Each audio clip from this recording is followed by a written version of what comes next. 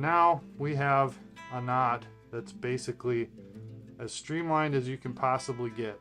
I mean, it's almost not there, and it's super strong, and it goes through the guides beautifully.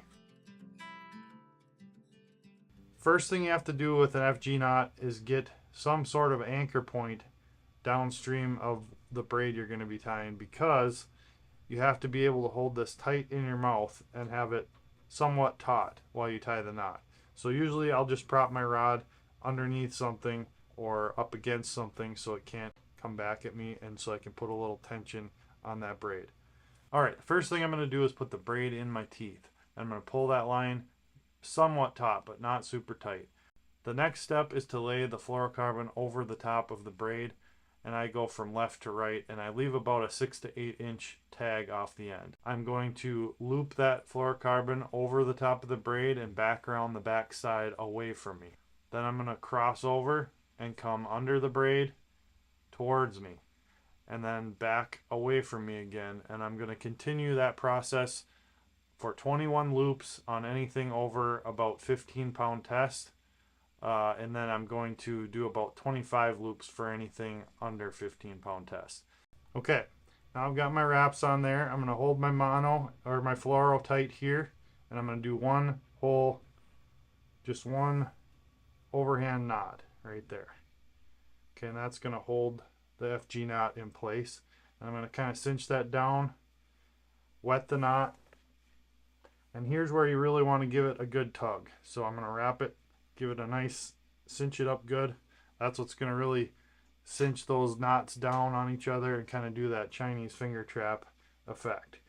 Okay, so now all I have to do is finish the knot, and I can leave my line loose now. I don't have to have it tight anymore. I know my knot's not going anywhere. And to finish this knot, I'm just going to do 2 more overhand knots over both of the braid and the fluoro. So 1, 2,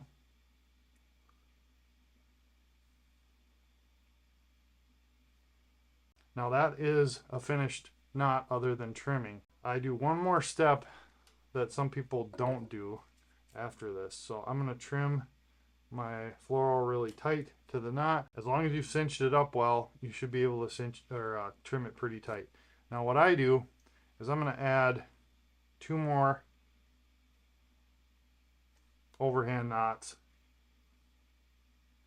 on the braid above the fluoro. And the reason I do that, 2 things. Number 1, it seems to cinch down better on the braid than the braid and the fluoro together.